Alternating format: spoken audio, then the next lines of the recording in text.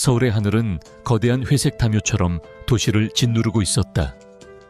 오후가 저녁으로 넘어가는 경계선에서 빗줄기는 멈출 김이 없이 차갑게 아스팔트를 때렸다. 퇴근 시간의 도로는 붉은 미등과 하얀 전조등이 뒤섞인 긴 강이 되어 느리게 흘러갔다. 이 혼돈의 강 속에서 제네시스 G90 한 대가 섬처럼 고요하게 정지해 있었다.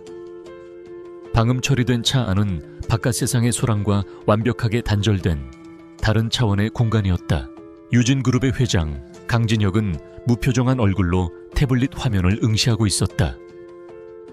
화면 속에는 다음 분기 에너지 사업부의 예상 실적과 관련된 복잡한 그래프와 숫자들이 빽빽하게 나열되어 있었다. 그의 세상은 이런 명확하고 논리적인 데이터들로 구축되어 있었다. 감정이라는 변수는 그의 의사결정 과정에서 철저히 배제된 지 오래였다. 5년 전 그의 세상의 유일한 변수였던 그녀 안수희가 사라진 그날 이후로 그는 스스로를 강철과 유리로 된 성 안에 가두었다. 일은 그 성을 더욱 견고하게 만드는 벽돌이었다. 슬픔, 그리움, 분노 같은 감정들이 성벽을 비집고 들어오려 할 때마다 그는 더 높은 벽을 쌓아 올렸다. 그렇게 5년이 흘렀고 이제 그의 성은 누구도, 심지어 자기 자신도 넘볼 수 없을 만큼 견고해졌다. 회장님, 교차로 정체가 심한 것 같습니다. 비 때문에 접촉 사고가 있었던 모양입니다. 운전석의 박 기사가 룸미러를 통해 조심스럽게 말했다. 강진혁은 대답 없이 고개만 살짝 끄덕였다. 그의 시선은 여전히 태블릿에 고정되어 있었다. 박 기사는 더 이상 말을 걸지 않았다. 그는 10년 넘게 강진혁을 보조하며 그의 성격을 누구보다 잘 알고 있었다. 회장님은 불필요한 대화와 예상치 못한 변수를 극도로 싫어했다. 바로 그때였다. 똑똑. 차창을 두드리는 작은 소리가 정적을 깨뜨렸다. 소리는 너무나 작고 연약해서 억수같이 쏟아지는 빗소리에 묻힐 법도 했지만 이상하게도 선명하게 들렸다. 박 기사의 어깨가 순간적으로 굳었다. 감히 누가 회장의 차를 두드린단 말인가. 그는 창밖을 쳐다보았고 그의 눈에는 당혹감이 어렸다. 노란색 비옷을 입은 작은 아이 하나가 차창에 바싹 붙어 안을 들여다보려고 애쓰고 있었다. 강진혁의 미간이 미세하게 좁혀졌다. 그의 집중이 흐트러졌다. 그는 태블릿에서 눈을 떼지 않은 채 차가운 목소리로 물었다. 무슨 일이지? 저 회장님, 웬 아이가... 박 기사가 말을 흐렸다. 이런 상황을 어떻게 설명해야 할지 난감했다. 무시하고 출발 준비해. 강진혁의 목소리에는 일말의 동요도 없었다. 그의 세상에서 길거리의 아이는 고려해야 할 변수가 아니었다. 그러나 차는 여전히 움직일 수 없었다. 그리고 아이의 목소리가 빗소리를 뚫고 희미하게 들려왔다. 아저씨, 택시 맞죠? 제발 문 좀 열어주세요. 택시. 박 기사는 어이가 없다는 듯 헛웃음을 삼켰다. 이 차가 어떻게 택시로 보일 수 있단 말인가. 그는 손을 내저 아이를 쫓으려 했다. 하지만 아이는 포기하지 않고 더 절박하게 외쳤다. 할머니가 아파요. 빨리 약 가지고 가야 해요. 제발요. 그제야 강진혁은 고개를 들었다. 그의 날카로운 시선이 사이드 미러를 향했다. 비에 흠뻑 젖은 작은 형체가 보였다. 아이는 필사적으로 차문을 두드리며 무언가를 외치고 있었다. 짜증이 치밀었다. 그의 완벽하게 통제된 세상에 불쑥 끼어든 이물질 같았다. 박 기사, 창문 살짝 열고 안 된다고 말해. 그의 목소리는 여전히 차가웠지만 처음에 무시하라는 명령과는 미묘한 차이가 있었다.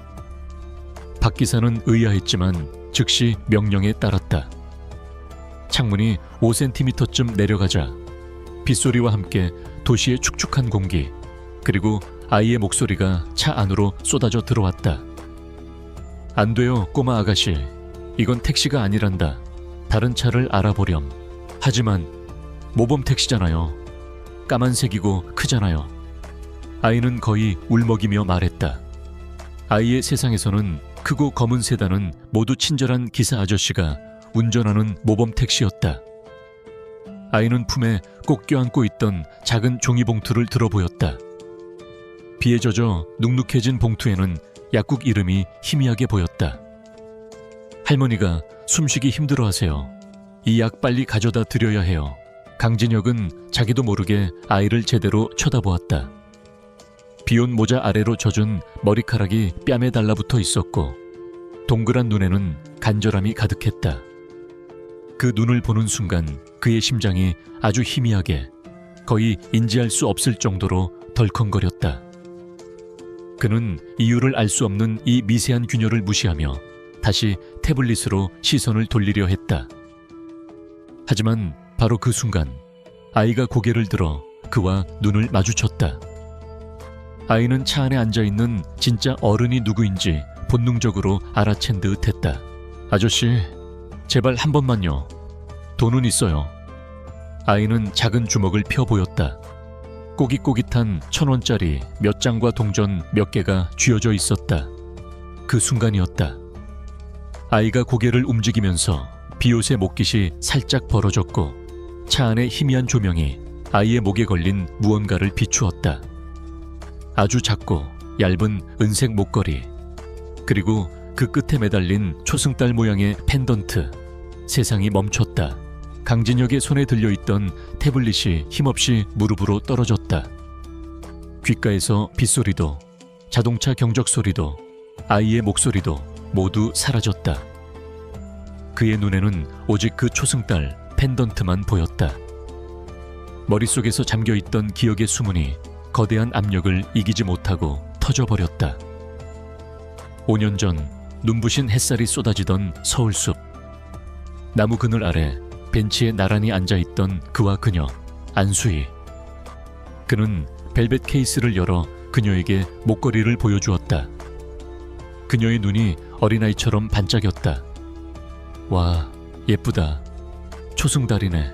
수희 씨를 닮았어. 항상 빛나지만 모든 걸 다 보여주진 않지. 그래서 더 궁금하고 더 보고 싶게 만들어. 그가 직접 그녀의 목에 목걸이를 걸어주었다. 차가운 금속이 그녀의 따뜻한 피부에 닿았다. 그녀는 행복하게 웃으며 펜던트를 만지작거렸다. 그 웃음은 그의 얼어붙은 세상을 녹이는 유일한 태양이었다. 고마워요, 진혁씨. 우리의 달이라고 부를게요. 그 기억은 너무나도 선명해서 마치 어제 일처럼 느껴졌다. 하지만 그 기억의 끝은 항상 칠흑 같은 어둠으로 이어졌다. 등산을 간다며 떠났던 그녀. 실족 사고라는 차가운 신문 기사. 끝내 찾지 못한 시신. 경찰은 모든 가능성을 열어두고 수사했지만 결국 단순 사고로 종결되었다. 그는 받아들일 수 없었지만 할 수 있는 것이 아무것도 없었다. 그녀가 사라진 후 그의 세상의 태양은 꺼졌고 영원한 밤이 시작되었다. 아저씨. 아이의 목소리가 기억의 파편을 헤집고 그를 현실로 끌어당겼다. 강진혁은 숨을 몰아쉬었다. 그는 천천히 고개를 들어 다시 아이를 보았다. 단순한 우연일 리가 없었다. 저 목걸이는 그가 직접 디자인해서 단 하나만 제작했던 것이었다. 세상에 똑같은 것은 존재할 수 없었다. 그는 아이의 얼굴을 다시 자세히 뜯어보았다. 큰 눈망울, 살짝 올라간 입꼬리, 오똑한 코. 그 얼굴 곳곳의 수희의 모습이 잔상처럼 겹쳐졌다. 머릿속에서 수만 개의 퍼즐 조각이 미친 듯이 휘몰아쳤다. 5년 전 그녀가 사라졌다. 이 아이는 5살쯤 되어 보인다. 시간상으로 아귀가 들어맞았다. 설마, 아니, 그럴 리가. 만약 그랬다면 그녀가 왜 자신에게 아무 말도 하지 않았을까? 수많은 질문들이 그의 이성을 마비시킬 것 같았다. 하지만 단 한 가지는 확실했다. 그는 이 아이를 그냥 이 빗속에 내버려 둘 수 없었다. 그의 견고했던 성벽에 거대한 균열이 생겼다. 그리고 그 틈으로 지난 5년간 억눌러왔던 모든 감정이 폭풍처럼 밀려들어왔다. 회장님, 박 기사가 걱정스러운 목소리로 그를 불렀다. 강진혁의 표정이 이전과는 완전히 달라져 있었기 때문이다. 냉철한 무표정은 사라지고 그 자리에는 혼란과 고통, 그리고 희미한 희망이 뒤섞인 폭풍우가 휘몰아치고 있었다. 강진혁은 마른 입술을 열었다. 그의 목소리는 자신도 놀랄 만큼 심하게 잠겨 있었다. 문 열어. 네? 하지만 회장님, 당장 문 열어. 그것은 더 이상 명령이 아니었다. 절박함에 가까운 외침이었다. 박 기사는 더 이상 아무것도 묻지 않고 중앙 잠금 장치를 해제했다. 철컥하는 소리와 함께 문이 열렸다. 아이는 놀란 듯 눈을 동그랗게 떴다. 자신이 그토록 열고 싶었던 문이 정말로 열리자 오히려 당황한 기색이었다. 강진혁은 아이를 향해 말했다. 그의 목소리는 최대한 부드러움을 가장하려 애썼지만 미세한 떨림까지는 감출 수 없었다. 들어오너라. 데려다 주지. 차 안이 따뜻한 공기가 아이의 차가운 뺨을 감쌌다. 아이는 잠시 망설이다가 이내 결심한 듯 작은 몸을 움직여 차 안으로 올라탔다. 비에 젖은 비옷이 최고급 가죽 시트를 적셨지만 지금 강진혁에게 그런 것은 아무런 문제도 되지 않았다. 문이 닫히고 차 안은 다시 외부 세계와 단절되었다. 하지만 이제 이 고요함은 이전의 고요함과는 질적으로 달랐다. 차가운 정적이 아니라 폭풍전야에 숨막히는 긴장감이 감돌았다. 강진혁은 아무 말 없이 자기 옆자리에 앉은 작은 아이를 쳐다보았다. 그의 심장은 지난 5년간 단 한 번도 뛰어본 적 없는 속도로 격렬하게 요동치고 있었다. 그의 완벽하게 통제되던 세상은 비에 젖은 이 작은 아이의 등장으로 인해 송두리째 흔들리기 시작했다. 제네시스 G952의 내부는 숨막히는 정적으로 가득 찼다. 빗소리마저 멀게 느껴지는 완벽한 방음 공간 속에서 강진혁과 작은 아이 안유나 사이에 보이지 않는 벽이 존재하는 듯했다. 유나는 최고급 가죽 시트의 감촉이 낯설고 옆에 앉은 남자의 강렬한 시선이 부담스러워 몸을 잔뜩 웅크리고 있었다. 아이는 물에 젖은 생쥐처럼 작고 초라했지만 그 존재감은 차 안의 공기를 무겁게 짓누르고 있었다. 강진혁은 혼란스러운 마음을 다스리며 입을 열기 위해 애썼다. 5년 만에 처음으로 그는 무슨 말을 어떻게 시작해야 할지 알 수 없었다. 눈앞의 아이에게 내 엄마가 안수희가 맞느냐고 다짜고짜 물을 수는 없는 노릇이었다.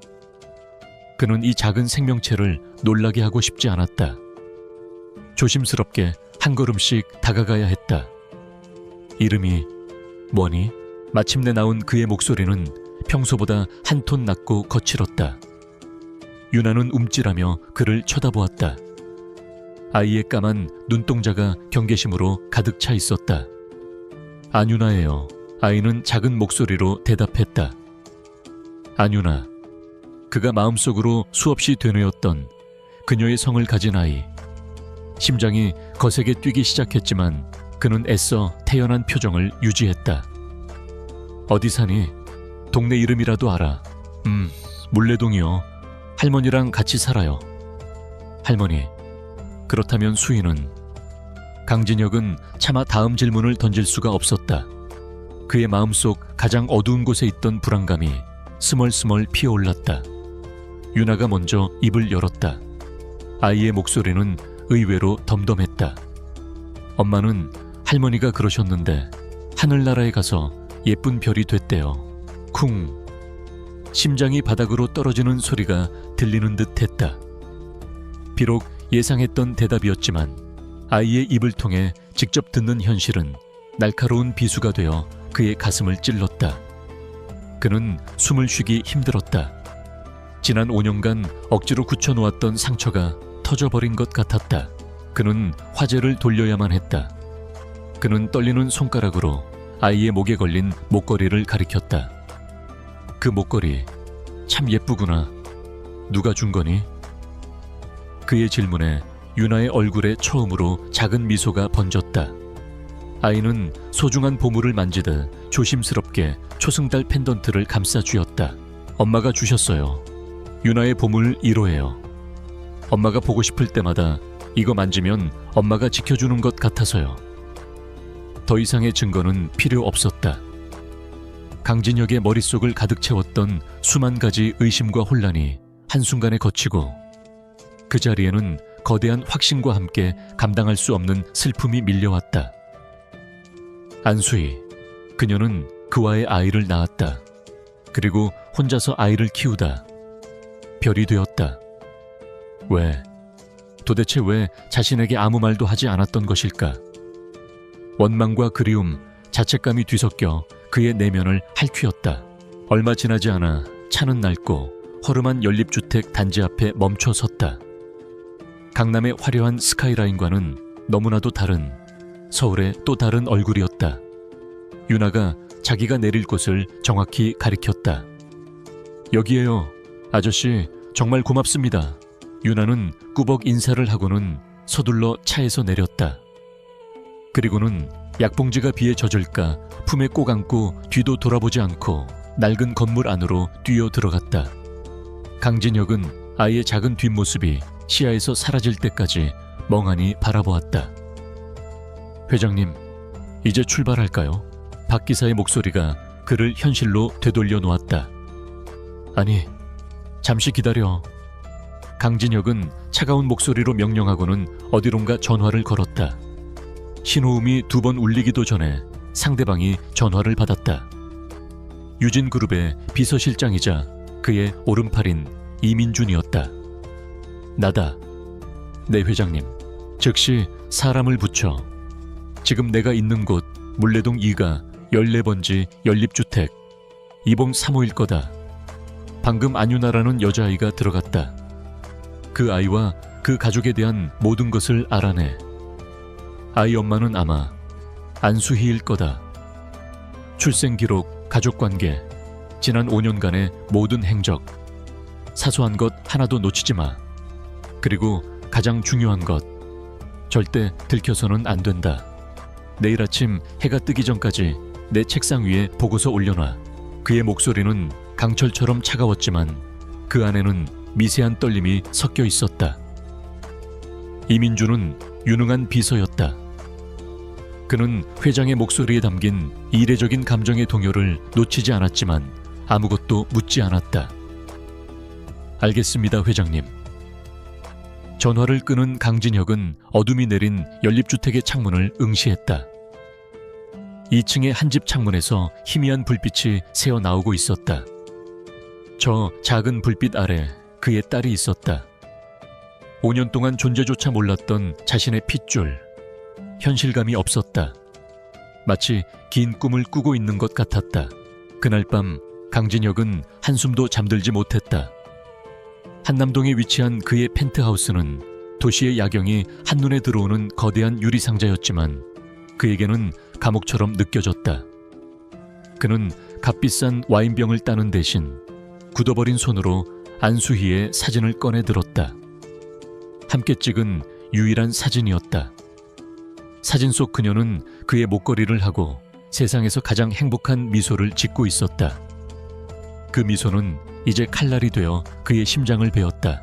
새벽 5시, 약속된 시간보다 빨랐다. 이민준이 그의 펜트하우스에 도착했다. 그의 손에는 얇은 서류 봉투가 들려 있었다. 강진혁은 밤새 입고 있던 구겨진 셔츠 차림으로 그를 맞았다. 가져왔나? 네, 회장님. 이민준은 말없이 서류 봉투를 건넸다. 강진혁은 거의 날치기 하듯 봉투를 받아들었다. 그의 손이 미세하게 떨리고 있었다. 그는 소파에 주저앉아 떨리는 손으로 서류를 꺼냈다. 보고서는 간결하고 정확했다. 이민준의 유능함이 그대로 드러나 있었다. 대상자 안유나, 만 5세. 보호자 조모 김영희, 만 68세. 모친 안수희, 사망 처리. 출생일 5년 전 10월 2일 서울 A대학병원. 부친 공란. 모친 안수희 5년 전 강원도 설악산에서 등반 중 실족사로 추정. 시신 미발견. 2년 후 법적 사망 처리 완료. 안유나 출생 후 외조모 김영이 슬해서 성장. 경제적으로 매우 어려운 상황. 모든 것이 그의 예상을 확인시켜 주었다. 아니, 그가 절망적으로 바라던 희망을 확인시켜 주었다. 안수희는 그와 헤어진 직후 임신 사실을 알았을 것이다. 그리고 혼자 아이를 낳았다. 출생 기록에 붙인 공란이라는 글자가 그의 눈을 찔렀다. 그녀는 왜 그랬을까? 그를 보호하기 위해서였을까? 아니면 그를 자신의 삶에서 완전히 지워내기 위해서였을까? 보고서 마지막 장에는 유나의 유치원 증명사진이 첨부되어 있었다. 단정하게 교복을 입고 어색하게 미소 짓고 있는 아이. 그 얼굴에서 그는 자신과 수희의 모습을 동시에 보았다. 그는 사진에서 눈을 뗄 수 없었다. 억눌렀던 감정이 뜨거운 용암처럼 끌어올랐다. 하지만 그는 강진혁이었다. 감정만으로 움직이는 사람이 아니었다. 99%의 확신만으로는 부족했다. 그는 자신의 남은 인생과 앞으로 아이가 살아갈 인생을 걸기 전에 100%의 누구도 부정할 수 없는 과학적 증거가 필요했다. 민준아, 내 회장님, DNA 검사가 필요하다. 아이의 머리카락이든 쓰던 컵이든 무엇이든 좋아. 오늘 안에 샘플을 확보해 유진 바이오 연구소로 보내. 내가 직접 연락해두겠다. 누구도 알아서는 안 돼. 보안이 생명이다. 이민준의 눈이 순간 크게 흔들렸다. 그는 모든 상황을 파악했다. 회장에게 숨겨진 아이가 있었다. 그는 거대한 비밀의 중심에 서게 된 것이다. 하지만 그는 프로였다. 개인적인 감정이나 호기심을 드러내지 않았다. 명령 받들겠습니다. 그날 오후 이민준은 유치원이 끝난 유나와 할머니가 동네 분식집에 들르는 것을 포착했다. 그는 자연스럽게 옆자리에 앉아 떡볶이를 주문했고 유나가 다 먹고 나간 뒤 아이가 물을 마셨던 종이컵을 아무도 모르게 확보했다. 작전은 신속하고 은밀하게 이루어졌다. 샘플은 즉시 국내 최고의 보안을 자랑하는 유진바이오 비공개 연구소로 옮겨졌다. 강진혁의 사전 지시가 있었기에 모든 절차는 일사천리로 진행되었다. 이제 남은 것은 기다림뿐이었다. 기다리는 몇 시간은 5년이라는 세월보다 더 길게 느껴졌다. 강진혁은 그룹 총수로서의 업무를 전혀 볼 수 없었다. 수천억 원짜리 계약서도 긴급한 결제 서류도 그의 눈에는 들어오지 않았다. 그는 거대한 사무실 창가에 서서 서울의 스카이라인을 내려다보았다. 하지만 그의 시선은 빌딩 숲이 아닌 물레동의 낡은 연립주택을 향해 있었다. 저녁 7시 이민준이 회장실로 들어섰다. 그의 손에는 보안 밀봉 처리가 된 서류 봉투가 들려 있었다. 그의 표정은 그 어느 때보다 진중했고 회장을 바라보는 눈빛에는 경애와 연민이 뒤섞여 있었다. 강진혁은 천천히 몸을 돌렸다. 그는 말없이 이민준에게 다가가 봉투를 건네받았다. 손끝이 얼음장처럼 차가웠다. 그는 자신의 책상으로 돌아와 의자에 깊숙이 몸을 묻었다. 봉투를 여는 바스락거리는 소리가 거대한 사무실을 가득 메웠다. 마침내 한 장의 결과지가 그의 눈앞에 펼쳐졌다.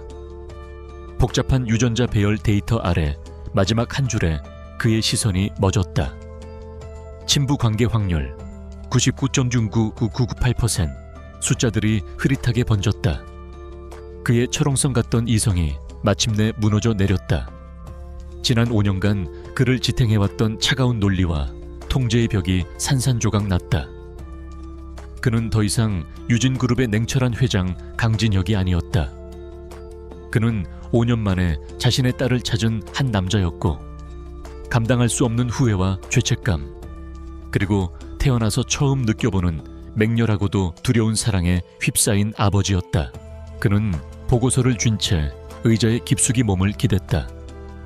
그의 뺨 위로 지난 5년간 단 한 번도 흘리지 않았던 뜨거운 눈물 한 방울이 길게 흔적을 남기며 흘러내렸다. 그의 세상은 완전히 부서졌다. 하지만 그 폐허 속에서 아주 작고 연약하지만 눈부신 새싹 하나가 힘겹게 돋아나고 있었다. 다음 날 아침, 강진혁은 다른 사람이 되어 있었다. 밤새 그를 괴롭혔던 슬픔과 죄책감은 사라지지 않았지만 이제 그 감정들은 단단한 강철 같은 결의에 감싸여 있었다. 그는 더 이상 과거에 얽매여 자신을 학대하는 남자가 아니었다. 그는 지켜야 할 존재가 생긴 아버지였다.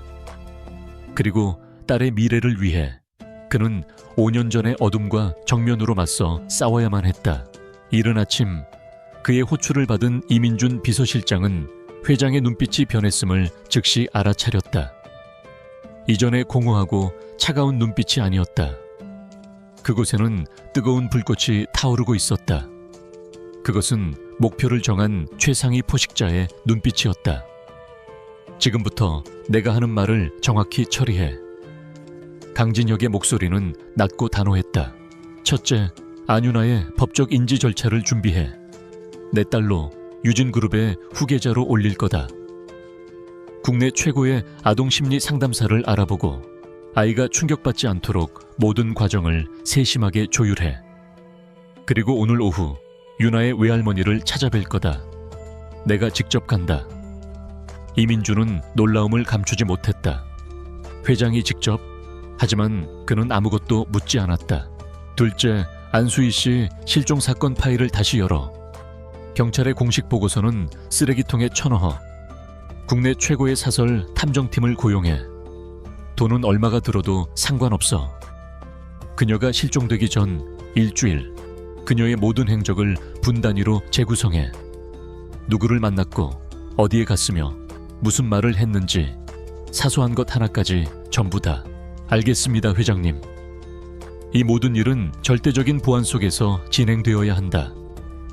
정보가 한 줄기라도 외부로 새어나간다면 자네를 포함한 관련자 모두가 책임을 져야 할 거야. 그의 마지막 말은 얼음처럼 차가웠다. 전쟁이 시작된 것이다. 그날 오후 강진혁은 변호사와 함께 물레동의 낡은 연립주택을 찾았다. 값비싼 맞춤 정장과 반짝이는 구두는 그곳의 풍경과 어울리지 않는 이질적인 조각 같았다. 문을 열어준 윤아의 할머니 김영희 여사는 경계심 가득한 눈으로 그를 위아래로 훑어보았다. 그녀는 뉴스에서 본 적 있는 유진그룹 회장의 얼굴을 기억하고 있었다. 대기업 회장님께서 이런 누추한 곳까지 어인 일이십니까? 김영희 여사의 목소리에는 날이 서 있었다. 그녀는 이 남자가 자신의 소중한 손녀에게 무슨 해코지를 하러 온 것은 아닌가 의심했다. 강진혁은 권위적인 태도를 모두 거두고 진심을 담아 고개를 숙였다. 죄송합니다, 어머님. 너무 늦게 찾아뵈었습니다. 그는 자신이 준비해온 DNA 검사 결과지와 수희와 함께 찍었던 사진을 테이블 위에 조심스럽게 올려놓았다. 그리고 지난 5년간 누구에게도 꺼내지 않았던 자신의 이야기를, 수희와의 관계와 자신의 어리석었던 과거, 그리고 사무치는 후회를 담담하지만 진솔하게 털어놓았다. 김영희 여사는 처음에는 의심의 눈초리를 거두지 않았지만 그의 눈에 서린 깊은 고통과 진심을 보며 조금씩 마음의 문을 열었다. 그녀는 한숨을 길게 내쉬며 5년간 가슴속에 묻어두었던 비밀을 꺼냈다. 수희가 떠나기 며칠 전에 몹시 불안해했어. 자기가 예전에 일했던 회사에서 맡았던 연구 때문에 골치가 아프다고 했지. 올바른 일을 해야 한다는 말을 몇 번이나 했는지 몰라. 강진혁의 눈이 날카롭게 빛났다. 그리고 이걸 나한테 맡겼어. 김영희 여사는 방 안으로 들어가 낡고 자물쇠로 잠긴 작은 상자를 가져왔다. 혹시라도 자기한테 무슨 일이 생기면 강진혁이라는 사람에게 전해주라고. 단, 그 사람이 정말로 믿을 수 있는 사람이라는 확신이 들 때만. 그것은 수희가 남긴 마지막 단서였다. 강진혁은 상자를 받아들었지만 지금 당장 열지는 않았다. 그 안에는 분명 수희의 죽음과 관련된 중요한 무언가가 들어있을 터였다. 그는 먼저 윤아의 할머니에게 완전한 신뢰를 얻어야 했다. 그는 무릎을 꿇었다. 어머님, 제가 모든 것을 책임지겠습니다. 유나를 세상에서 가장 행복한 아이로 키우겠습니다. 제게 아버지가 될 기회를 주십시오. 김영희 여사는 그의 눈을 오랫동안 들여다보았다. 그리고는 눈물을 닦으며 천천히 고개를 끄덕였다. 손녀의 행복을 바라는 할머니의 마음이 그의 진심을 받아들인 것이다. 그날 이후 강진혁의 세상은 급격하게 변하기 시작했다. 그는 먼저 주말마다 유나를 자신의 펜트하우스로 데려왔다. 차갑고 정적인 미니멀리즘의 극치였던 그의 공간은 유나의 알록달록한 장난감과 아이의 웃음소리로 조금씩 채워지기 시작했다. 거대한 텅 빈 박물관 같던 집이 비로소 사람 사는 온기를 띠기 시작했다. 이 소식은 곧 유진그룹 내외부로 퍼져나갔다. 강진혁 회장에게 숨겨둔 딸이 있다는 소문은 재계의 가장 큰 화제가 되었다. 그의 가족들은 경악했다. 특히 그룹의 지분을 노리던 그의 이복 동생은 유나를 자신들의 상속 지분을 위협하는 굴러온 돌로 여기며 노골적인 적대감을 드러냈다. 그리고 그 소식은 마침내 닿아서는 안 될 곳까지 흘러 들어갔다. 대영건설의 최태만 회장. 그의 호화로운 사무실에서 그는 새로운 신도시 개발 프로젝트 보고를 받던 중이었다. 비서가 조심스럽게 강진혁에 대한 소문을 전했을 때 최태만은 코웃음 쳤다. 강진혁 그놈한테 애가 있었단 말이야. 그 얼음덩어리 같은 놈한테? 네, 회장님. 그런데 아이의 어머니가 5년 전에 실종된 안수희라는 여자라고 합니다. 비서의 말이 끝나자마자 최태만 회장의 얼굴에서 오만하던 미소가 순간적으로 굳어졌다. 그의 눈동자에 스치듯 지나가는 불안의 그림자를 비서는 놓치지 않았다. 안수희. 그는 그 이름을 기억했다. 몇 년 전 대형건설의 하청업체에서 일하던 똑똑하지만 지나치게 고집이 셌던 여자 연구원. 대형건설의 핵심 기술과 관련된 어두운 비밀을 눈치챘던 여자. 그리고 불의의 사고로 사라져버린 여자. 최태만은 금세 표정을 갈무리하고 잔인한 미소를 지었다. 재밌게 됐군. 강진혁의 유일한 약점이 될 수도 있겠어. 그는 유나를 아이로 보지 않았다. 과거의 실수를 들춰낼 수 있는 위험한 변수로 보았다. 강진혁이 과거를 파헤치기 시작했다는 신호였다. 그는 경고를 보낼 필요가 있다고 판단했다. 그 무렵 강진혁이 고용한 사설 탐정팀으로부터 첫 번째 보고가 올라왔다. 안수희가 실종 직전 대영건설의 하청연구소에서 차세대 교량건설 신소재 관련 프로젝트에 참여했다는 사실을 알아냈다. 그리고 그 프로젝트의 총책임자가 바로 최태만 회장이었다는 것도. 첫 번째 연결고리가 나타났다. 바로 그날 오후였다. 유나의 유치원에 미세한 균열이 갔다. 유치원 놀이터에 낡은 그네줄 하나가 아무도 없을 때 우연히 끊어지는 사고가 발생했다. 다친 아이는 아무도 없었지만 유치원 전체에 불안감이 퍼졌다. 다음 날에는 강진혁이 타지 않은 그의 두 번째 차량이 운행 중 원인 불명의 브레이크 오작동을 일으켰다. 다행히 숙련된 운전기사 덕분에 가벼운 접촉사고로 끝났지만 정비 기록에는 아무런 문제가 없었다. 강진혁은 즉시 알아차렸다. 이것은 우연이 아니었다. 경고였다. 누군가 자신이 안수희의 과거를 파헤치는 것을 원치 않는다는 메시지. 그리고 그들은 유나의 존재를 알고 있다는 섬뜩한 암시. 그의 온몸의 피가 차갑게 식었다. 분노가 머리끝까지 치밀었다. 감히 자신의 딸을. 그날 밤 강진혁은 자신의 펜트하우스 가장 깊숙한 곳에 있는 서재의 벽을 열었다. 그 안에는 누구도 존재를 모르는 비밀 공간이 있었다. 벽면은 거대한 화이트보드로 뒤덮여 있었고 그 중심에는 안수희의 사진이 붙어 있었다. 그리고 이제 그녀의 사진 옆에 딸 안유나의 사진이 나란히 자리했다. 강진혁은 어딘가에서 날아온 위협에 대한 보고서를 읽은 후 펜을 들어 두 사진을 잇는 선을 그었다. 그리고 그 아래에 그는 거대한 사진 한 장을 새로 붙였다. 오만하게 웃고 있는 대영건설 최태만 회장의 얼굴이었다. 그는 수희의 사진과 최태만의 사진 사이에 붉은색 마커로 굵은 선을 그었다. 개인적인 진실 규명은 이제 명백한 전쟁 선포가 되었다. 그는 깨달았다. 딸의 미래를 지키기 위해서는 과거의 어둠을 파헤치는 것을 넘어 그 어둠 그 자체를 완전히 파괴해야만 한다는 것을. 게임이 시작되었다. 그의 눈은 그 어느 때보다 차갑고 위험하게 빛나고 있었다. 최태만의 경고는 강진혁의 분노의 기름을 부은 격이었다. 그러나 그는 감정적으로 폭발하는 대신 더욱 차갑고 날카로운 얼음 칼날이 되었다. 그의 머릿속에서는 이미 수만 가지의 시뮬레이션이 돌아가고 있었다. 최태만이라는 거대한 암흑 제국을 무너뜨리기 위한 가장 효율적이고 파괴적인 경로를 찾는 중이었다. 전쟁은 두 개의 전선에서 동시에 시작되었다. 첫 번째 전선은 안유나 보호였다. 강진혁은 더 이상 자신의 딸을 단 1%의 위험에도 노출시킬 생각이 없었다. 그는 유진그룹의 보안팀뿐만 아니라 전직 특수부대 요원들로 구성된 국내 최고의 민간 경호업체와 계약했다. 유나가 가는 모든 곳, 유치원, 놀이터, 심지어 할머니의 집 주변까지 24시간 보이지 않는 감시망이 촘촘하게 펼쳐졌다. 유나는 아무것도 눈치채지 못했다.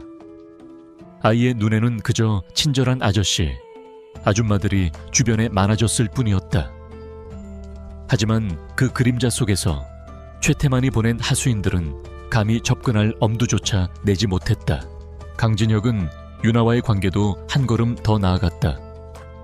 그는 회장님이 아닌 아빠가 되는 법을 배우기 시작했다. 서툴렀지만 진심이었다. 그는 바쁜 스케줄을 쪼개어 유치원 행사에 참석했고 주말에는 아이가 좋아하는 동물원에 갔다. 처음에는 어색해하던 유나도 조금씩 마음의 문을 열고 그를 아빠라고 부르기 시작했다. 그 작은 목소리가 그의 귓가에 울릴 때마다 강진혁은 최태만을 향한 복수심을 더욱 불태웠다. 그는 딸에게서 빼앗긴 5년의 세월을 되찾아주고 아이가 살아갈 세상을 위협하는 모든 어둠을 제거해야만 했다. 두 번째 전선은 대형 건설 붕괴 프로젝트였다. 이것은 총성 없는 전쟁이었다. 강진혁은 자신의 사무실을 거대한 전쟁 상황실로 만들었다. 유진그룹의 최고 전략가들과 경제 분석가들이 총동원되었다. 그들의 목표는 단 하나, 최태만의 돈줄을 끊고 그의 제국을 뿌리부터 흔드는 것이었다. 최태만은 건설업을 기반으로 성장했지만 그의 진짜 힘은 정재계를 아우르는 거대한 카르텔에서 나옵니다. 이민준이 스크린에 복잡한 인물 관계도를 띄우며 브리핑했다. 뇌물과 불법 정치자금으로 얽힌 관계입니다. 이 고리를 끊지 않으면 최태만을 무너뜨릴 수 없습니다. 강진혁은 차가운 눈으로 관계도를 훑어보았다. 가장 약한 고리가 어디지? 현재 대형 건설이 사활을 걸고 있는 서해안 스마트 신도시 개발 프로젝트입니다. 수조 원이 걸린 국책 사업이죠. 최태만은 이 사업권을 따내기 위해 자신의 모든 인맥과 자금을 쏟아붓고 있습니다. 만약 이 프로젝트가 좌초된다면 대형 건설은 심각한 유동성 위기를 맞게 될 겁니다. 강진혁의 입가에 냉혹한 미소가 걸렸다. 좋아. 목표는 정해졌다. 그때부터 유진그룹의 전방위적인 공격이 시작되었다.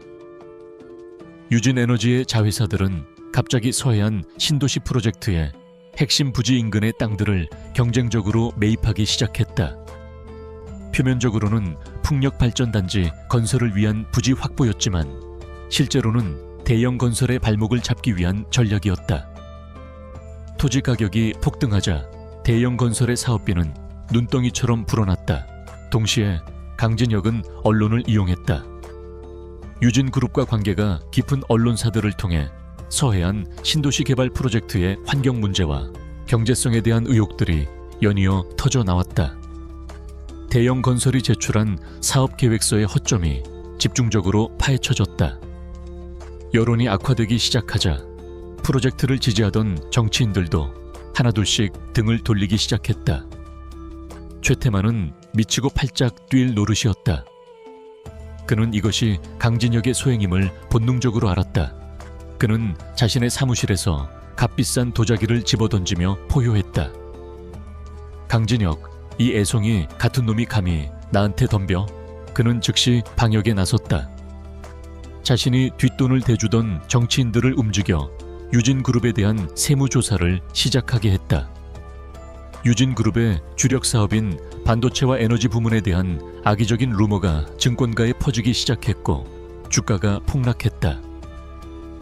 양측은 한치의 양보도 없이 서로의 약점을 물어뜯으며 진흙탕 싸움을 벌였다. 재계는 두 거인의 전쟁에 숨을 죽였다. 하지만 강진혁이 진짜 노리는 것은 이런 상처뿐인 싸움이 아니었다. 이것은 연막이었다. 그의 진짜 칼끝은 5년 전 안수희의 죽음을 향하고 있었다. 그가 고용한 사설 탐정팀이 마침내 결정적인 단서를 찾아냈다. 안수희가 실종되기 직전 그녀와 가장 가깝게 지냈던 동료 연구원이 있었다. 그의 이름은 김동철. 그는 안수희와 함께 신소재 프로젝트의 핵심 데이터를 분석하는 역할을 맡고 있었다. 그런데 안수희가 실종된 직후 그는 갑자기 회사를 그만두고 모든 연락을 끊고 잠적했다.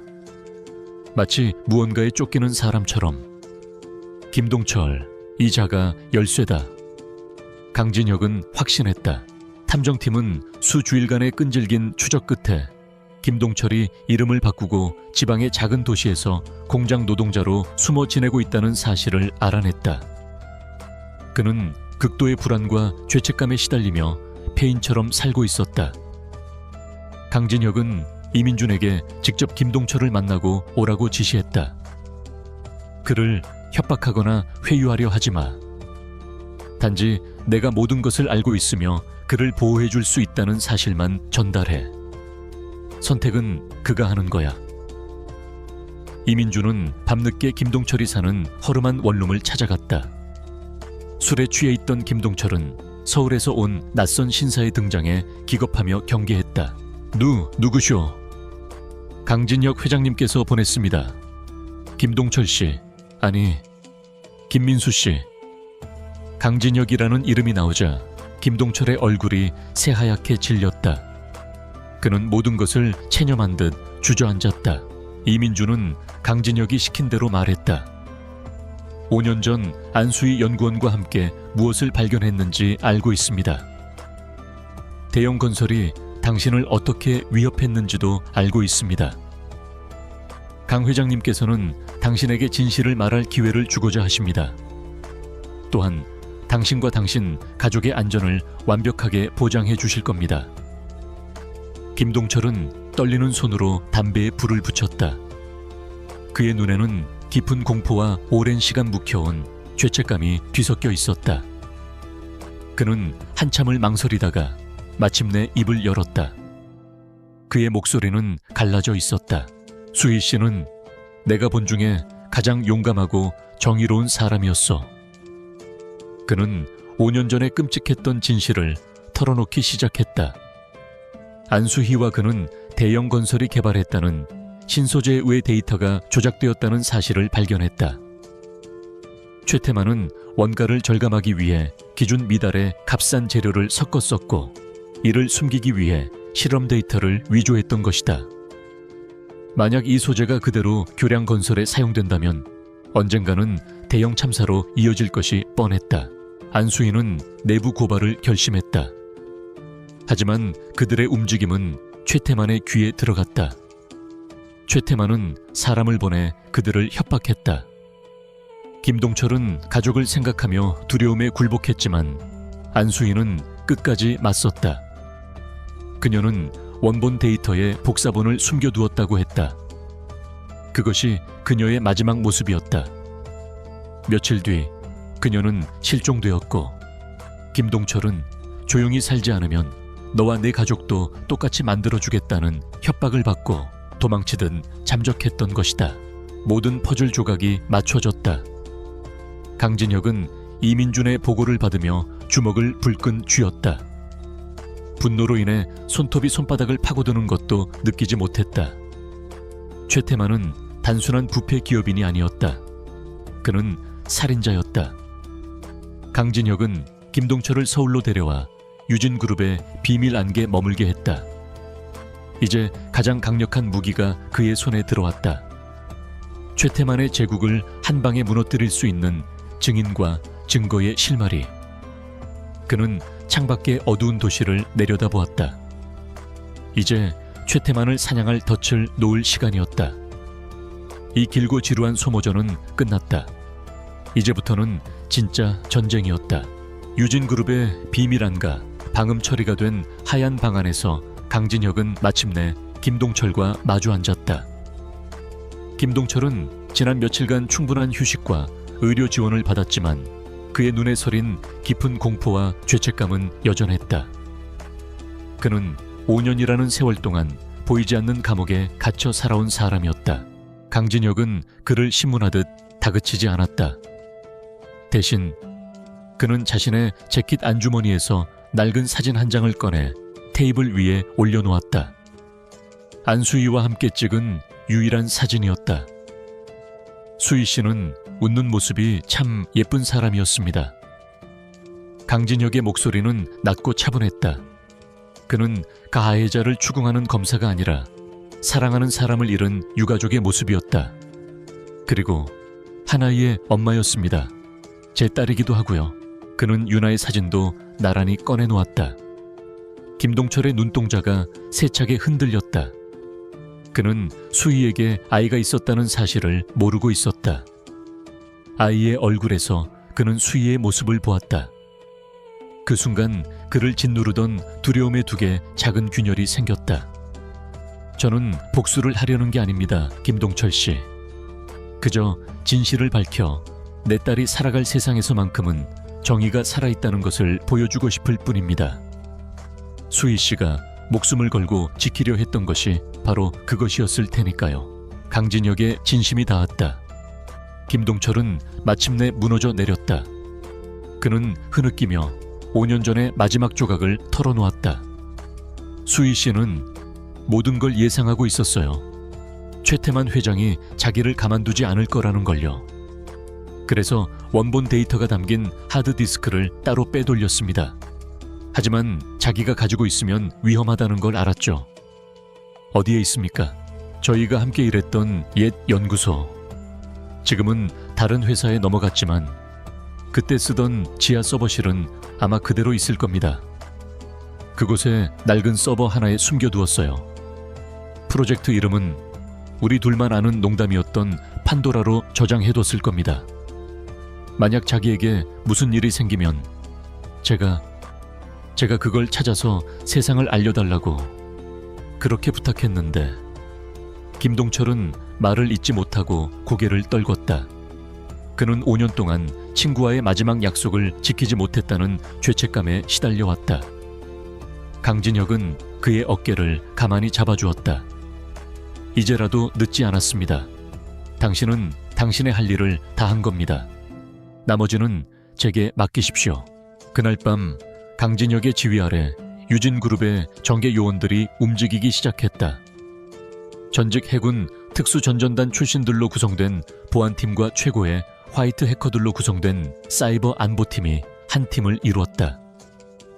그들의 임무는 폐쇄된 연구소에 잠입하여 판도라라는 이름의 데이터를 확보하는 것이었다.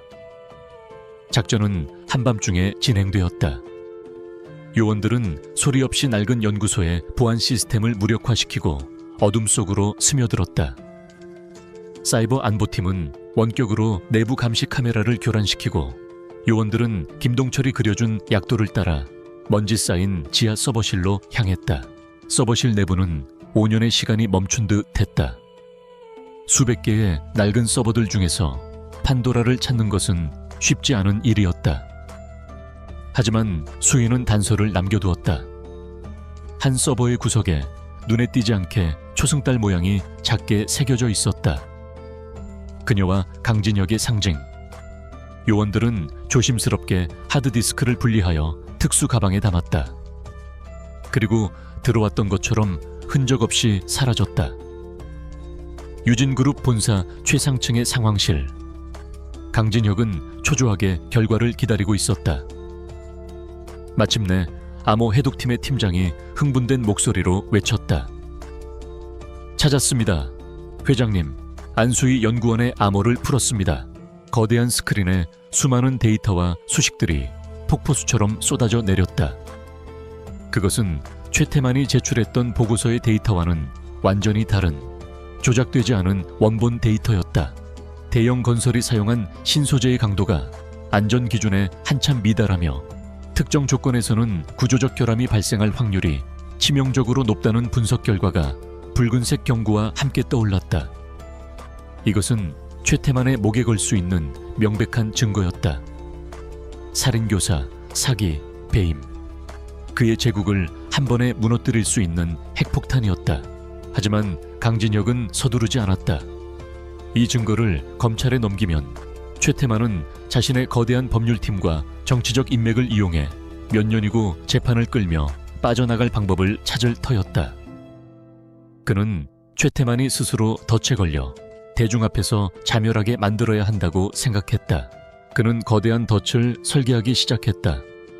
며칠 후 대한민국 재계가 발칵 뒤집히는 뉴스가 발표되었다. 정부가 추진하는 건국 이래 최대 규모의 인프라 사업 글로벌 게이트웨이 브릿지 프로젝트. 총 사업비 10조 원에 달하는 이 프로젝트의 사업자 선정 입찰에 건설과는 전혀 무관해 보였던 유진그룹이 세계적인 엔지니어링 회사와 컨소시엄을 구성하여 참여를 선언한 것이다. 유진그룹은 입찰 제안서에서 자신들이 비밀리에 개발한 차세대 초고강도 신소재를 사용하여 세계에서 가장 안전하고 혁신적인 다리를 건설하겠다고 발표했다. 이 소식은 가장 유력한 후보였던 대형 건설에 허를 찌르는 것이었다.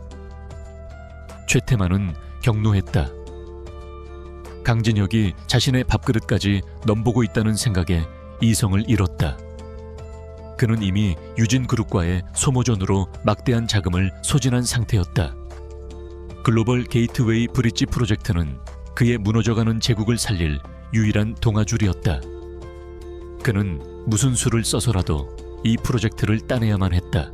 강진혁의 진짜 노림수는 이것이었다. 최태만은 유진그룹의 혁신적인 신소재에 맞서기 위해 자신의 조작된 신소재의 우수성을 더욱 과장하여 내세울 수밖에 없을 것이다. 그는 자신이 파놓은 함정에 스스로 걸어들어와 전 국민이 보는 앞에서 자신의 소재가 완벽하다고 거짓말을 해야만 하는 상황에 내몰릴 터였다. 마침내 최종 사업자 선정을 위한 프레젠테이션 날이 밝았다. 행사는 방송사를 통해 전국에 생중계되었고 정부 고위 관료들과 외국 사절단, 수많은 기자들이 자리를 가득 메웠다.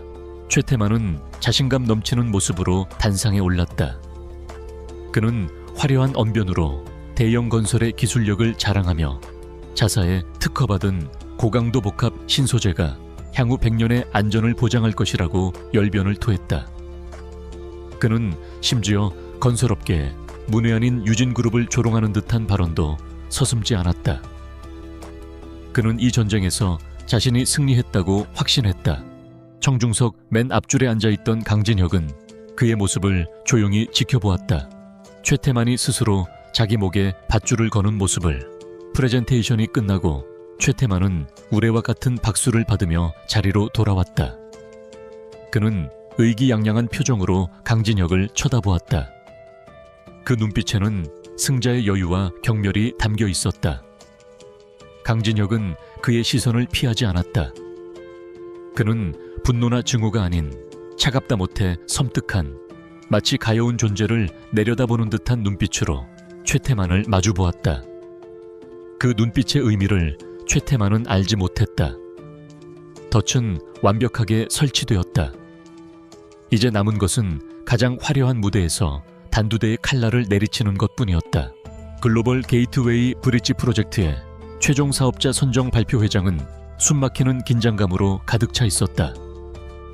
정부 최고위 관료들, 해외 투자 컨소시엄 대표단, 그리고 수백 명의 기자들이 뿜어내는 열기는 화려한 샹들리에의 불빛보다 더 뜨거웠다. 행사는 전국에 생중계되고 있었고 대한민국의 모든 시선이 이곳으로 쏠려 있었다. 맨 앞줄 강진혁과 최태만은 불과 몇 미터 거리를 두고 앉아 있었다. 최태만은 여유가 넘쳤다. 그는 이미 자신의 정치적 인맥을 총동원해 내정 사실을 통보받은 상태였다. 그에게 이 자리는 승리를 확인하는 요식 행위일 뿐이었다. 그는 간간히 경멸적인 시선으로 강진혁을 쳐다보았다. 애송이가 감히 덤벼들었지만 결국 세상은 힘의 논리로 돌아간다는 것을 가르쳐줄 참이었다. 반면 강진혁은 미동도 없이 무대만을 응시하고 있었다. 그의 표정은 너무나 평온해서 오히려 섬뜩할 정도였다. 그것은 폭풍전야의 고요함, 모든 준비를 마치고 신호를 기다리는 저격수의 침착함이었다. 그의 머릿속에는 오직 하나의 생각뿐이었다. 수희야, 보고 있어. 오늘 당신의 정의를, 당신의 명예를 되찾는 날이야. 마침내 국토교통부 장관이 단상에 올랐다. 그는 두 기업의 훌륭한 제안에 대해 칭찬을 아끼지 않은 뒤 잠시 숨을 고르고는 준비된 봉투를 열었다. 21세기 대한민국의 새로운 관문이 될 글로벌 게이트웨이 브릿지 프로젝트의 최종 사업자는 장관의 목소리가 장내에 울려 퍼졌다. 대형 건설 컨소시엄입니다. 순간 장내에서는 우레와 같은 박수와 함께 카메라 플래시가 폭죽처럼 터져 나왔다. 최태만은 의기양양하게 자리에서 일어났다. 그는 만족스러운 미소를 지으며 강진혁을 한번 힐끗 쳐다본 뒤 승자의 발걸음으로 단상을 향해 걸어갔다. 그의 인생에서 가장 화려한 순간이었다. 바로 그때였다. 최태만이 막 단상에 발을 올려놓으려는 순간 강진혁이 자리에서 조용히 일어섰다. 분노도 패배감도 없는 너무나도 침착한 모습이었다. 그는 장관을 향해 정중하지만 단호한 목소리로 말했다. 목소리는 마이크를 통해 장내 전체에 선명하게 울려 퍼졌다. 장관님, 잠시만 기다려 주십시오. 최종 계약서에 서명을 하시기 전에 이 다리의 안전과 직결되는 매우 중대한 데이터를 모든 분들 앞에서 함께 검토해야 할 것 같습니다. 장내는 순간 찬물을 끼얹은 듯 조용해졌다. 생방송 카메라가 일제히 강진혁에게로 향했다. 최태만은 어이없다는 표정으로 그를 노려보았다. 패배를 인정하지 못하는 치졸한 방해 공작이라고 생각했다. 장관이 당황하며 강 회장, 이 무슨 이라고 말하려는 순간 강진혁이 말을 이었다. 이것은 단순한 이해 제기가 아닙니다. 국민의 안전에 관한 문제입니다. 단 5분이면 됩니다. 5분 뒤에도 제 주장이 근거 없다고 판단되신다면 이 자리에서 깨끗하게 물러나겠습니다. 국민의 안전이라는 말에 장관은 더 이상 그의 요청을 무시할 수 없었다. 모든 카메라가 지켜보는 앞에서 그의 제안을 거절하는 것은 정치적 자살 행위나 다름없었다. 좋습니다. 5분 드리겠습니다. 강진혁이 연단 옆에 있던 이민준에게 고갯짓을 했다. 그 순간 최태만의 승리를 축하하며 대형 건설의 로고를 비추고 있던 무대 뒤편의 거대한 스크린이 갑자기 암전되었다. 장내의 불안한 술렁임이 퍼졌다. 잠시 후 스크린이 다시 켜졌다. 그곳에는 프로젝트 판도라라는 글자와 함께 복잡한 데이터 그래프들이 나타나기 시작했다. 강진혁은 연단에 올라 마이크를 잡았다. 그의 목소리는 얼음처럼 차가웠다. 여러분께서 지금 보고 계신 이것이 최태만 회장께서 방금 전 100년의 안전을 보장한다고 말씀하신 고강도 복합 신소재에 조작되지 않은 원본 데이터입니다. 5년 전 억울하게 목숨을 잃은 구 안수희 연구원의 마지막 기록입니다. 안수희라는 이름이 나오자 최태만의 얼굴이 하얗게 질렸다. 스크린에는 두 개의 데이터가 나란히 비교되기 시작했다. 왼쪽은 대형 건설이 정부에 제출한 완벽한 데이터, 오른쪽은 판도라 파일에 담겨 있던 끔찍한 진실. 특정 압력과 온도에서 소재의 내구도가 급격히 떨어지며 구조적 붕괴를 일으킬 확률이 치명적으로 높다는 붉은색 경고가 선명하게 표시되었다. 장내는 경악으로 물들었다. 장관과 해외 투자자들의 얼굴은 굳어졌다. 이것이 사실이라면 그들은 수많은 사람들의 목숨을 담보로 사기극에 놀아난 꼴이었다. 거짓말이야. 저건 조작이야. 최태만이 미친 듯이 소리쳤다. 조작인지 아닌지 증언해줄 사람이 있습니다. 강진혁이 손짓하자 발표회장의 뒷문이 열리고 변호사와 경호원들에게 둘러싸인 김동철이 걸어 들어왔다. 그는 수척했지만 더 이상 두려움에 떨지 않았다. 그의 눈에는 굳은 결의가 서려 있었다. 김동철은 증인석에 서서 떨리지만 분명한 목소리로 5년 전의 진실을 모두 털어놓았다. 데이터 조작은 최태만의 직접적인 지시였으며 안수희 연구원이 이를 폭로하려 하자 최태만이 사람을 보내 협박했고 결국 그녀를 처리했다는 사실까지. 그의 증언은 거대한 폭탄이 되어 발표회장을 초토화시켰다. 모든 것이 끝났다. 궁지에 몰린 최태만의 이성이 완전히 끊어졌다.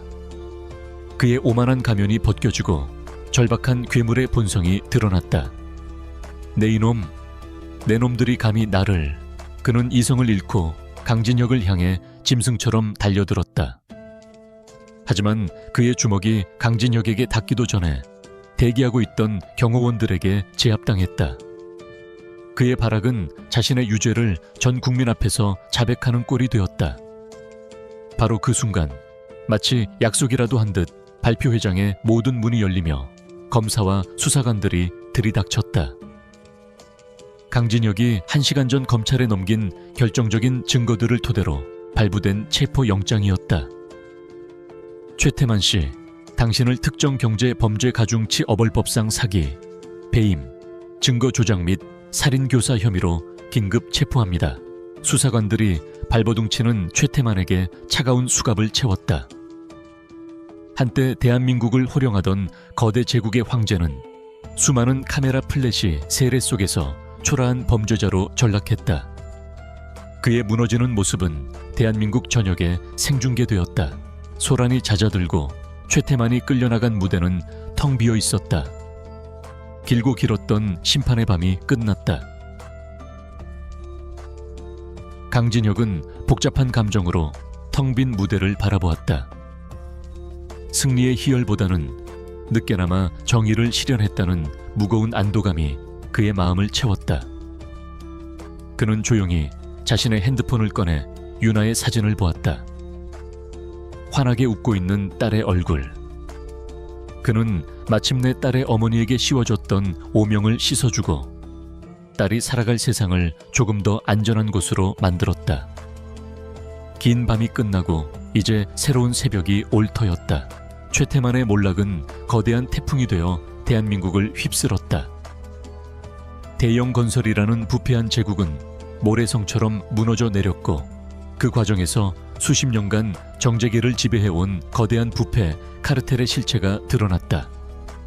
최태만은 법정 최고형인 무기징역을 선고받았고 그의 하수인들 역시 줄줄이 법의 심판을 받았다. 세상은 강진혁을 재계의 다크나이트, 정의를 실현한 영웅이라 칭송했다. 언론은 연일 그의 이름을 헤드라인으로 장식했고 그의 모든 행보에 스포트라이트를 비췄다. 하지만 강진혁은 모든 인터뷰를 거절하고 대중의 시선에서 한 걸음 물러섰다. 그는 이 모든 공을 구 안수희 연구원의 용기와 진실을 밝히기 위해 애쓴 검경에게 돌렸다. 이 전쟁은 그의 개인적인 복수가 아니었기에 그는 승자의 영광을 누릴 생각이 없었다.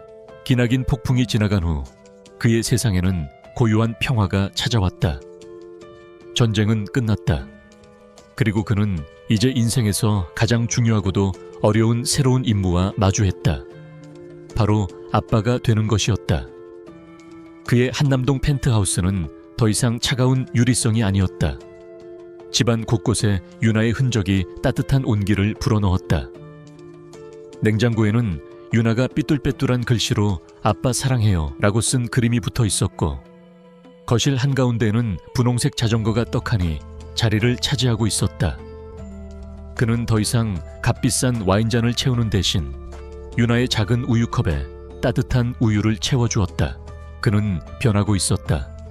유진그룹의 냉철한 회장 강진혁은 서서히 사라지고 그 자리에는 딸이 끓여달라는 짜장라면에 물을 맞추지 못해 허둥대는 초보 아빠 강진혁이 자리 잡았다. 그는 난생 처음으로 유치원 학부모 참관 수업에 참석했고 아이의 작은 손을 잡고 서툰 솜씨로 김밥을 말았다. 수천억 원짜리 계약을 성사시켰을 때도 느껴보지 못했던 뿌듯함과 행복이 그의 마음을 가득 채웠다. 아이의 웃음소리는 그의 세상에서 가장 아름다운 음악이 되었다. 어느 주말 오후 강진혁은 유나를 자신의 서재로 불렀다. 그는 더 이상 과거를 아픈 상처로만 묻어둘 수 없다고 생각했다. 이제는 유나가 자신의 뿌리를 긍정적으로 이해하고 엄마에 대한 아름다운 기억을 가질 수 있도록 도와줘야 할 때였다. 그는 유나를 위해 직접 만든 앨범을 꺼내 들었다. 앨범의 표지에는 세상에서 가장 용감하고 아름다운 엄마 안수희라고 적혀 있었다. 유나야, 아빠가 엄마 이야기 해줄까? 유나는 조용히 고개를 끄덕였다. 강진혁은 유나를 무릎에 앉히고 앨범을 펼쳤다. 그 안에는 그가 간직하고 있던 수희의 사진들과 탐정팀을 통해 어렵게 구한 그녀의 어린 시절, 학창 시절 사진들이 담겨 있었다. 그는 엄마의 비극적인 죽음에 대해서는 말하지 않았다. 대신 그녀가 얼마나 총명하고 따뜻한 사람이었는지, 얼마나 정의로운 신념을 가지고 있었는지, 그리고 그녀의 미소가 얼마나 아름다웠는지에 대해 이야기했다. 엄마는 세상이 조금 더 좋은 곳이 되기를 바랐던 사람이야. 그리고 유나를 세상 그 무엇보다 사랑했단다. 엄마는 지금 하늘에서 가장 밝은 별이 되어서 우리 유나를 항상 지켜보고 있을 거야. 그는 수희가 남긴 초승달 목걸이를 유나의 목에 다시 걸어주었다. 유나는 아빠의 이야기를 가만히 듣고 있다가 작은 손으로 앨범 속 엄마의 사진을 어루만졌다. 아이의 눈에는 눈물이 고여 있었지만 슬픔이 아닌 그리움과 사랑이 담긴 맑은 눈물이었다. 아빠와 딸은 그렇게 한참 동안 서로를 부둥켜 안고 그들의 삶에 영원히 함께할 한 사람을 추억했다. 몇 주 후 안수희의 이름에 씌워졌던 모든 오명이 공식적으로 벗겨지고 그녀의 의로운 죽음이 세상에 알려졌다. 비록 시신을 찾지는 못했지만 강진혁은 그녀를 위한 추모 공간을 만들었다. 어둡고 슬픈 묘지가 아니라 그녀가 좋아했던 바다가 한눈에 내려다 보이는 양지 바른 언덕 위였다. 그곳에는 사랑하는 안수희, 영원한 우리의 달이라는 글귀와 작은 초승달이 새겨진 하얀 비석만이 소박하게 자리했다. 강진혁은 유나, 그리고 유나의 할머니와 함께 그곳을 찾았다. 햇살은 따뜻했고 바닷바람은 부드러웠다. 그는 비석 앞에 서서 마치 수희에게 말하듯 속삭였다. 수희야, 나 왔어. 너무 늦어서 미안해. 여기 당신 딸 유나야. 당신을 꼭 닮았지? 이제 걱정하지 마. 우리가 유나를 세상 누구보다 행복하게 지켜줄게. 하늘에서 편히 쉬어. 유나는 할머니와 함께 꺾어온 작은 들꽃다발을 비석 앞에 조심스럽게 내려놓았다. 그리고는 작은 목소리로 말했다. 엄마, 나 이제 아빠랑 같이 있어요. 걱정하지 마세요. 나 행복할게요. 그들의 눈에서는 눈물이 흘렀지만 더 이상 절망의 눈물이 아니었다. 그것은 사랑과 평화, 그리고 새로운 시작을 약속하는 따뜻한 눈물이었다. 시간이 흘러 1년 뒤의 어느 가을날, 푸른 하늘 아래 한강공원은 주말을 즐기러 나온 사람들로 가득했다. 그 인파 속에서 한 남자와 작은 여자아이가 손을 잡고 서툰 솜씨로 연을 날리고 있었다. 아빠, 더 높이 더 높이 날아라. 유나는 까르르 웃으며 잔디밭 위를 뛰어다녔다. 아이의 얼굴에는 더 이상 그늘이 없었다. 강진혁은 그런 딸의 모습을 바라보며 세상 모든 것을 가진 듯한 미소를 지었다. 그는 문득 5년 전 억수같이 비가 내리던 그날 저녁을 떠올렸다. 자신의 차를 택시로 착각하고 문을 두드리던 작은 아이. 그 우연한 만남이 자신의 멈춰버렸던 세상을 다시 움직이게 만들었다. 그는 딸의 운명을 바꾸기 위해 시작한 싸움에서 오히려 자신의 운명이 구원받았다는 것을 깨달았다. 차가운 복수심이 지배하던 그의 심장은 이제 딸을 향한 사랑으로 가득 차 있었다. 유진그룹의 회장이라는 무거운 갑옷은 사라지고 그 자리에는 하나이의 아버지라는 세상에서 가장 따뜻한 이름만이 남았다. 아빠 뭐해요? 같이 뛰어요. 유나가 손짓하며 그를 불렀다. 강진혁은 셔츠 소매를 걷어붙이고 딸을 향해 달려갔다. 두 사람의 행복한 웃음소리가 가을 하늘 높이 퍼져나갔다. 그것은 길었던 밤이 끝나고 마침내 찾아온 눈부신 새벽의 시작이었다.